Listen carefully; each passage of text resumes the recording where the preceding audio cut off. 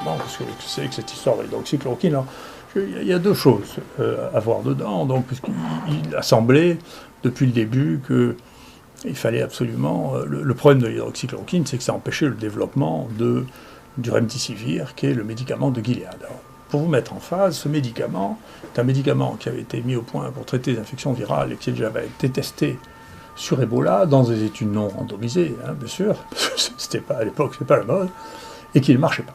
Donc on a dit, tiens, on va le recycler, là, c'est pas moi, hein, on l'a recyclé, d'ailleurs, moi, la première réunion que j'ai eue avec le conseil scientifique, il n'y avait qu'une chose à la bouche, et il faut essayer de tester le remdesivir. Très bien. Qui avait déjà commencé à être testé, parce que j'ai observé, puisque j'ai vu la discussion entre le directeur de Gilead et Yazdan Pada, qui se tutoyaient en se disant, tiens, je t'ai le remdesivir. Alors bien sûr, ça venait de l'insuffisance rénale, mais ça on le savait. Donc devant moi, devant le président de la République. Donc je vois bien que c'était l'objectif. C'est comme ça que ça s'est passé. Si quelqu'un veut m'accuser de témoignage, je lui souhaite bonne chance. Donc moi j'ai essayé d'introduire ce qu'avaient fait les Chinois. Les seules données qu'on avait, c'est l'hydroxychloroquine, c'est pas moi.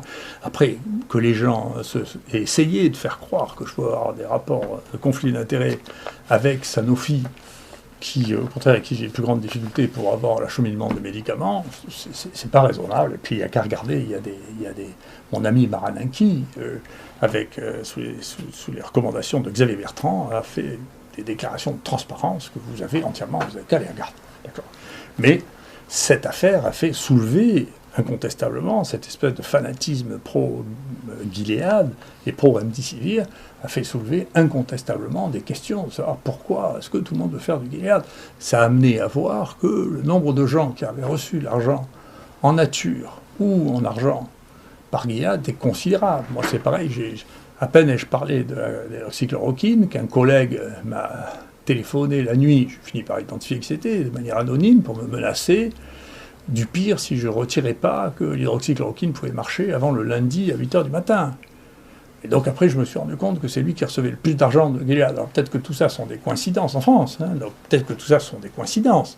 Mais oui, c'est des coïncidences, moi je ne suis pas complotiste, hein, mais c'est des coïncidences qui finissent par être troublantes. Donc il y a quand même un rôle là, dont je ne connais pas exactement l'importance, dont il faudrait bien que le pays se préoccupe et faire appliquer les lois, et que dans les temps à venir, le pays se préoccupe de faire des lois qui soient aussi rigides pour les praticiens qu'elles le sont pour les hommes politiques, par exemple, pour lesquels on a régulé ça. D'accord ?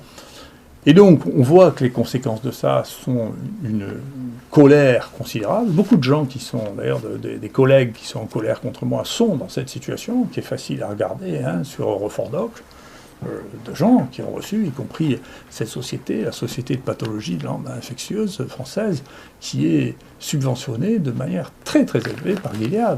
Et vous savez, ceux qui disent « Oh non, non, mais c'est juste de la bienveillance », tout ça, ils oublient cette réflexion de Milton Friedman, qui est un prix Nobel d'économie, qui dit « Il n'y a pas de repas gratuit. Ne croyez jamais que quelqu'un qui vous invite à dîner n'a rien à vous demander en échange. » C'est pas vrai. Alors quand là, c'est pas vous inviter à dîner, mais si vous donnez des sommes pareilles, c'est qu'il attend quelque chose en échange, et il l'a eu.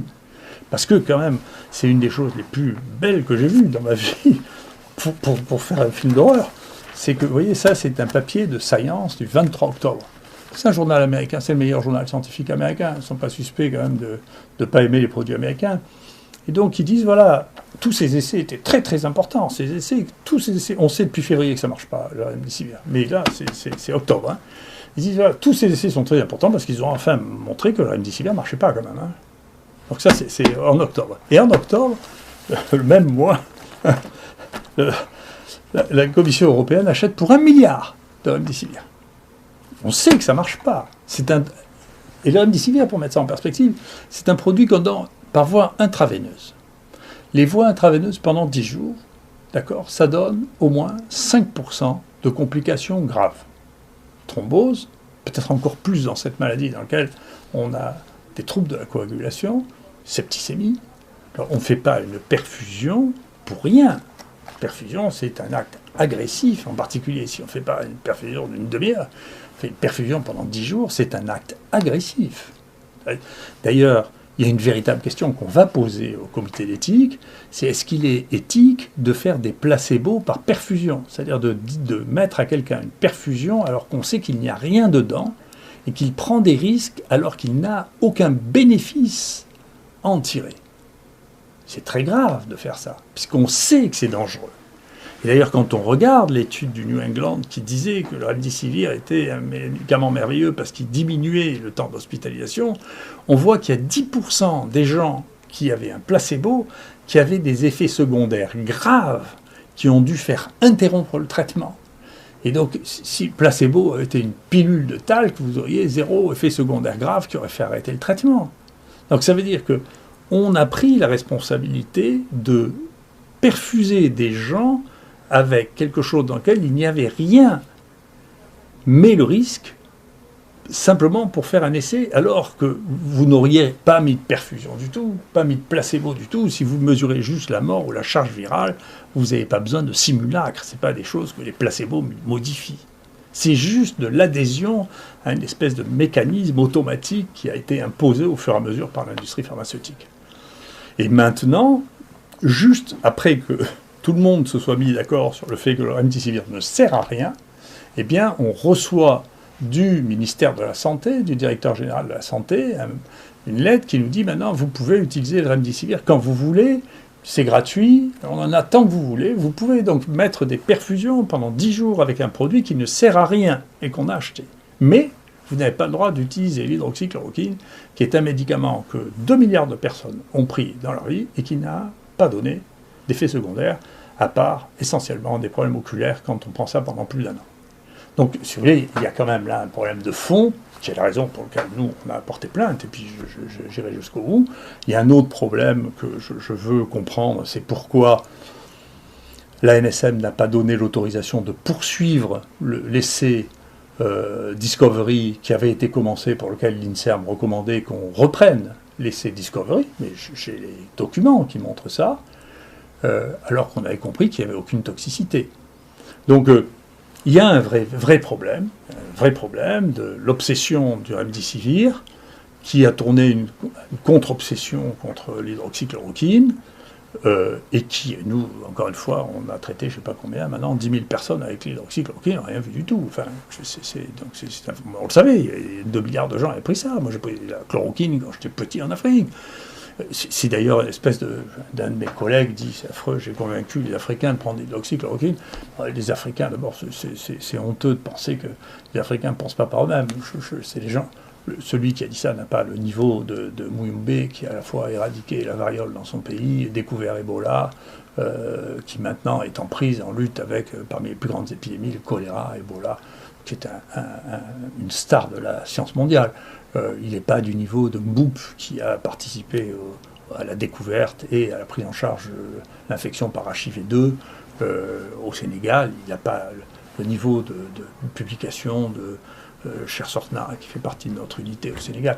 Donc cette vision-là, c'est une vision de Tintin au Congo. Là, non, mais il faut arrêter. C'est pas Tintin au Congo, c'est fini, c'est une autre époque, ça, c'est les années 20, c'est fini. Il ne faut pas faire ça. Il ne faut pas dire, écoutez, les Africains ne sont pas capables de décider par eux-mêmes, c'est Didier Raoult qui est... Je ne suis pas Tintin, et on n'est plus à Tintin au Congo. Là. Du Pasteur de Dakar nous informait que l'expérience du Sénégal prouvait l'efficacité du traitement du professeur Raoult.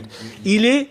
Là encore, je vous cite son nom. Et il a parlé partout. C'est le budget placebo du Sénégal. C'est génial. C'est génial. Mais ça vous interpelle pas? Ça ne marche pas. Ça ne marche pas. Mais ça vous interpelle pas? Il y a deux questions. Moi, vous avez un avis? Moi, je dis... Non, je n'ai pas d'avis. Mais vous ne laissez aucune... Mais parce qu'il n'y en a pas, là. C'est comme si vous dites 2 et 2 font 5. Il n'y en a pas, là. Donc les Africains, ils se foutent de nous parce que les Africains, ils utilisent l'hydroxychloroquine comme tous les pays tropicaux, et la chloroquine et ses dérivés depuis des décennies. Quand on leur dit c'est un médicament qui, en 10 jours, 10% des gens qui le prennent, ils rigolent, mais alors ils rigolent comme des fous. Hein. Donc il faut faire attention, là, encore, pas se laisser emporter par ces folies, là, ces passions, et rester à un niveau raisonnable, parce qu'on a dépassé là, les niveaux raisonnables. Et là encore, une fois, à partir du moment où moi je suis mis en cause de manière nominale, bien sûr, je porterai plainte, et vous savez, ces plaintes dureront le temps qu'elles dureront. Mais ça, c'est vraiment des phénomènes qui sont à la fois racistes et diffamatoires, enfin, qui ne sont pas acceptables. C'est absolument pas acceptable. Donc voilà où on en est. Il y a, encore une fois, je confirme, quoi que disent un certain nombre de journalistes mal informés, qu'il y a à peu près 4,5 milliards de gens qui vivent dans des pays dans lesquels c'est recommandé ou accepter de traiter le Covid par de l'hydroxychloroquine, et qui ne sont pas plus bêtes que nous. Il faut arrêter, c'est du racisme brutal. Il faut arrêter. Et que d'autre part, il y a plus de 100 études qui ont été publiées actuellement sur l'hydroxychloroquine, et ça continue. Nous, notre dernière étude publiée, celle sur les EHPAD, où on montre qu'on diminue la mortalité par 2 en les traitant par hydroxychloroquine plus azithromycine, on passe de 27% à 13% de mortalité.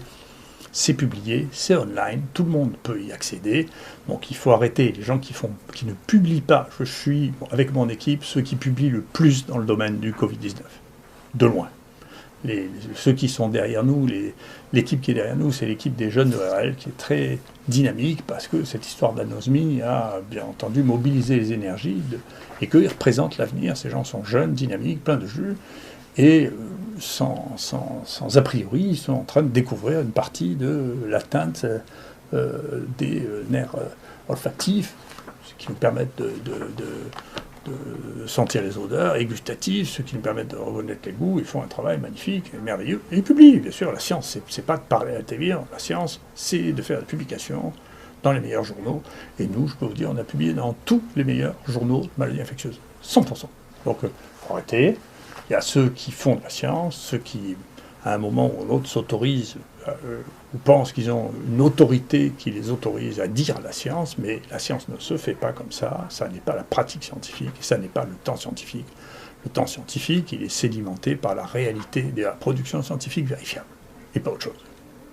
Et pour finir, de manière à ce que un certain nombre de calomnies qui se diffusent, pas officiellement, parce que je pense que les gens ont raison de se méfier. Bien sûr, nous allons faire ce que la plupart des gens ne font pas, nous allons mettre à disposition pour toutes les équipes scientifiques qui voudront notre première énorme étude sur 3700 personnes, pour que les gens puissent aller regarder toutes les données, y compris fouiller des données que nous n'avons pas fouillées, vérifier nos données, parce que bien sûr, nous, ce qu'on veut, c'est que ce que l'on dit soit vrai, parce que le principe de la science, surtout à mon âge, je fais 3500 publications, je ne vais pas m'amuser à faire des publications fausses, je ne vois pas très bien le bénéfice que j'en tirais, c'est idiot. Donc ce qu'on veut, c'est que ce qu'on dit soit vrai et stable dans le temps, c'est ça qui m'intéresse. C'est l'avenir qui m'intéresse, c'est pas aujourd'hui que les uns et les autres soient en colère, ça m'est égal. Donc encore une fois, il faut se calmer, il faut revenir à la raison. Il faut laisser la place à de la science aux scientifiques, aux gens qui font de la science, praticiens de la science, la médecine aux praticiens de la médecine, d'accord. Il faut se calmer, il faut ramener tout ça à un niveau de tension qui soit raisonnable, parce que je trouve que les signes que je vois associés maintenant à cet état de tension sont inquiétants. Donc c'est pas l'épidémie, moi, qui m'inquiète, c'est l'état de tension de la société qui est trop stimulé, trop inquiète. Et c'est ça qui m'inquiète beaucoup plus. Je suis beaucoup plus inquiet, pas Mathieu inquiet, qu'il y ait des gens qui commencent à écrire qu'il faut envoyer une voiture bélier pour me tuer, que j'ai peur de mourir de Covid. Donc il faut faire attention, il ne faut pas manipuler trop la peur des gens. Il ne faut pas le faire, c'est très dangereux. Merci.